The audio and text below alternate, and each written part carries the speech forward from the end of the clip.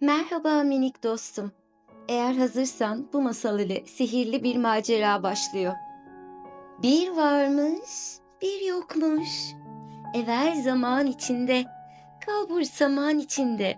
Oyunlar oynamayı seven macera tutkunu Çağdaş, Onur ve Melike adında üç tatlı arkadaş varmış. Bir yaz günü Çağdaş ve Onur Melike ile beraber Çağdaş'ın büyükannesinin eski evinde saklambaç oynuyorlardı. Büyükannenin evi kocamandı ve her köşesinde yeni bir keşif yapmak mümkündü. Oyun oynarlarken Çağdaş yanlışlıkla büyük ahşap bir kapıyı araladı. Burası ne böyle? Diyerek merakla arkadaşlarına baktı. Kapının ardında büyük bir tavan arası vardı. İçeride eskimiş sandıklar, ahşap raflar ve tozlu kitaplarla dolu kocaman bir kitaplık vardı. Güneş ışıkları küçük bir pencereden içeri süzülerek toz tanelerini parlatıyordu. Onur, Burası keşfetmemiz için harika bir yer. diye merakla etrafına bakındı. Melike raflardan birine yaklaşırken altın kaplamalı kocaman bir kitap gözüne çarptı. Üzerinde parlak harflerle Masallar Diyarı'nın sırrı yazıyordu. Melike heyecanla bağırdı. Bakın, bunu buldum. Çok eski görünüyor. Onur merakla kitabı eline aldı. Ama kapağı açar açmaz odanın içi altın rengi bir ışıkla doldu. Kitaptan yükselen bir rüzgar sayfaları hızla çevirdi. Birdenbire Çağdaş, Onur ve Melike havalanmaya başladı Neler oluyor? diye haykırdı Çağdaş. Bu gerçek olamaz. Dedi Onur ve şaşkınlıkla etrafına bakındı. Burası gerçekten bir masal diyarı mı? Diye sordu. Bir anda büyük sihirli bir baykuş hafifçe kanatlarını çırparak yere indi. Hoş geldiniz çocuklar. Biz de sizi bekliyorduk. Ben Baykuş Bilge'yim. Masallar Diyarı'na hoş geldiniz. Ama buraya gelişinizin bir sebebi var. Masallar Diyarı, anlatılan hikayeler sayesinde ayakta durur. Ancak büyük bir tehlike var. Unutulmuş bir masal var ve eğer bu masal tekrar hatırlanmazsa, Masallar Diyarı yok olacak. Melike endişeyle sordu. Peki biz ne yapabiliriz? Baykuş Bilge kanadıyla uzaktaki büyük bir dağı işaret etti. Unutulmuş masal o dağın zirvesindeki mağarada saklı. Ama oraya ulaşmak için zorlu bir yolculuğa çıkmanız gerekecek. Ormandaki bilmeceli ağaçlar yolunuzu kesebilir, masal gölündeki hayal balıkları size yön gösterebilir ve Fısıltı Vadisi'nin rüzgarları doğru yolu ancak cesur olursanız açabilir. Üç arkadaş Baykuş Bilge'nin gösterdiği yolda ilerlemeye başladı. Yol boyunca devasa kelebekler, konuşan sincaplar ve parlak taşlar gördüler. Ancak bir süre sonra önlerine dev ağaçlardan oluşan sık bir orman çıktı. Ağaçların gövdesinde göz gibi görünen desenler vardı. Tam içeri adım attıklarında en büyük ağaç onlara doğru seslendi.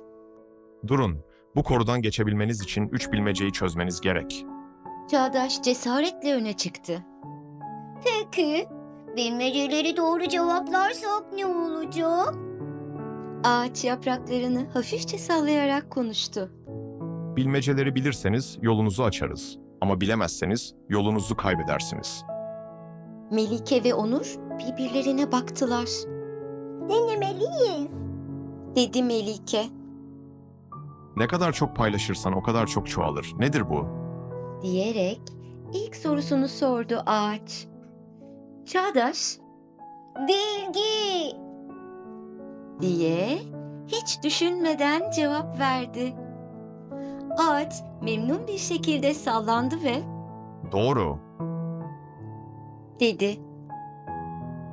Sonsuzdur ama bazen kaybolur. Ona bakarsan her şeyi görebilirsin. Nedir bu? Diyerek çocukların ikinci sorularını sordu. Çağdaş gözlerini kısarak yukarı baktı. Ayna mı? Diye sordu. Ağaç başını sallayarak Hayır ama çok yakın. Bir tahmin hakkınız daha var. dedi. Melike gözlerini gökyüzüne kaldırarak Gölge olabilir mi? diye sordu. Ağaç sevinçle Doğru. diye yanıtladı ve son olarak üçüncü bilmecesini sordu. Hep ileri gider ama asla geri dönmez. Kimse onu durduramaz. Nedir bu? Çağdaş bir süre düşündü ve sonra gülümsedi Zaman. diye cevapladı. Ağaç hafifçe sallandı ve yavaşça gövdesini yana doğru açarak bir geçit oluşturdu. Bilmecelerimizi çözdünüz. Yolunuz açıldı çocuklar. Üç arkadaş sevinçle birbirlerine sarıldılar ve hızla açılan yoldan geçerek maceralarına devam ettiler. Ormandan geçtikten sonra önlerine büyük ve ışıldayan bir göl çıktı. Gölün içinde yüzen renkli balıklar onlara gülümseyerek bakıyordu. Bir balık suyun yüzeyine çıkarak konuştu. Masal gölünden geçebilmek için hayal gücünüzü kullanmalısınız. Eğer inanırsanız gölün üzerinde yürüyebilirsiniz. Melike önce tereddüt etti, Suya basarsak batarız. dedi. Ancak Çağdaş gözlerini kapatıp Yürüyebilirim. diye düşündü ve adım attığında suyun yüzeyinde kalabildiğini fark etti. Onur ve Melike de aynı şeyi yaptı ve üçü birlikte gölün üzerinde yürüyerek karşı kıyıya ulaştılar. Masal gölünü geçtikten sonra Çağdaş, Onur ve Melike büyük bir düzlüğe ulaştılar. Önlerinde rüzgarın hafifçe estirdiği upuzun otlarla kaplı bir vadi uzanıyordu. Vadinin derinliklerinden tuhaf fısıltılar duyuluyordu. Onur ürpererek arkadaşlarına döndü. Burası biraz korkutucu değil mi? diye sordu. O sırada Hoş geldiniz yolcular. Fısıltı Vadisi'ni geçmek için korkularınızı yenmeli ve doğru kelimeleri söylemelisiniz. diyen rüzgarın sesini duydular. Çağdaş cesurca ileri adım attı. Doğru kelimeler derken neyi kastediyorsunuz? diye sordu. Rüzgarın içinden başka bir ses yanıtladı. Her yolcunun içindeki en büyük korkuyu bilirim. Eğer korkunuzu itiraf eder ve onu yenebileceğinizi söylerseniz, vadi sizi geçirecektir. Ama eğer korkularınızı saklarsanız, burada sonsuza kadar kaybolabilirsiniz. Melike biraz utanarak Ben bazen hata yapmaktan korkuyorum. Ama artık biliyorum ki hatalarımızdan öğrenebiliriz ve bu bizi daha güçlü yapar. rüzgar hafifledi ve etraftaki fısıltılar azalmaya başladı. Çağdaş devam etti. Ben başarısız olmaktan korkuyorum. Ama anladım ki her deneme bizi başarıya biraz daha yakınlaştırır. Ve Onur da Ben de bazen yalnız kalmaktan korkuyorum. Ama dostlarım yanımda olduğu sürece hiçbir zaman yalnız değilim. o anda rüzgar tamamen durdu ve vadideki fısıltılar sustu. Önlerinde ışıldayan bir patika belirdi. Rüzgarın sesi bir kez daha yankılandı. Korkularınızı kabul ettiğiniz için geçiş izniniz var. Yolunuz açıldı. Üç arkadaş el ele tutuşarak vadiden hızla geçtiler.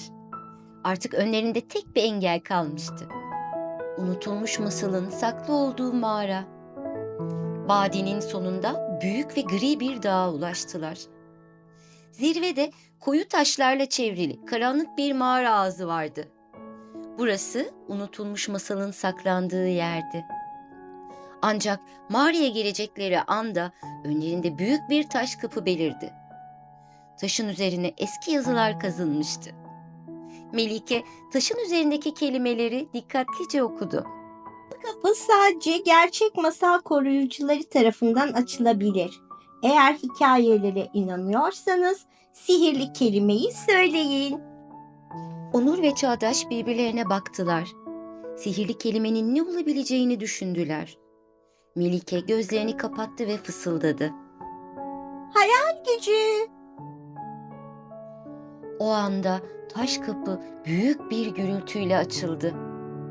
İçeri girdiklerinde mağaranın içi parlak bir ışıkla aydınlandı. Ortada eski bir taş masanın üzerinde solmuş yazılarla kaplı yıpranmış bir kağıt duruyordu.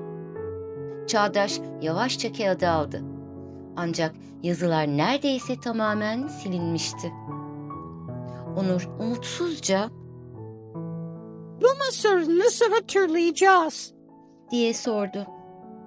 Tam o anda ellerindeki sihirli kitap ışıldamaya başladı. Kitaptan yayılan altın ışık kağıdın üzerine döküldü ve yavaş yavaş harfler belirginleşmeye başladı. Çağdaş büyük bir heyecanla okumaya başladı. Bir zamanlar masal diyarında kaybolmuş bir masal vardı. Ama cesur üç dost yollarını bulmak için bilmeceleri çözdüler, korkularını yendiler ve hayal güçlerine inandılar. Böylece masal yeniden hatırlandı ve masallar diyarı kurtuldu. O anda mağaranın içi altın ışıklarla doldu. Dağ titredi, masal kahramanlarının kahkahaları yankılandı ve masallar diyarında renkler daha parlak hale geldi. Baykuş Bilge gökyüzünden süzülerek yanlarına indi. Başardınız. Unutulmuş masal artık hatırlandı ve masallar diyarı kurtuldu. Gerçek kahramanlar olduğunuzu kanıtladınız. Bir anda güçlü bir rüzgar esti. Çağdaş, Onur ve Melike kendilerini yeniden büyükannenin tavan arasında buldular. Ellerindeki kitap hala ışıldıyordu. Kapağında altın harflerle yazılmış yeni bir başlık belirmişti. Çağdaş, Onur ve Melike'nin büyük masal macerası. Onur heyecanla kitabın kapağını okşadı. Ne dersiniz? Bilge, bu kitabı tekrar açalım mı? Diye sordu. Melike göz kırparak gülümsedi. Belki de başka macera dolu bir masal bizi bekliyordur. Çağdaş kahkaha attı ve Kesinlikle. Çünkü hayal gücümüz bizi her zaman yeni maceralara götürebilir. o günden sonra üç arkadaş hayal etmenin ne kadar büyük bir güç olduğunu hiçbir zaman unutmadılar. Artık her kitap onlar için yeni bir macera, her hikaye ise keşfedilmeyi bekleyen bir dünya demekti.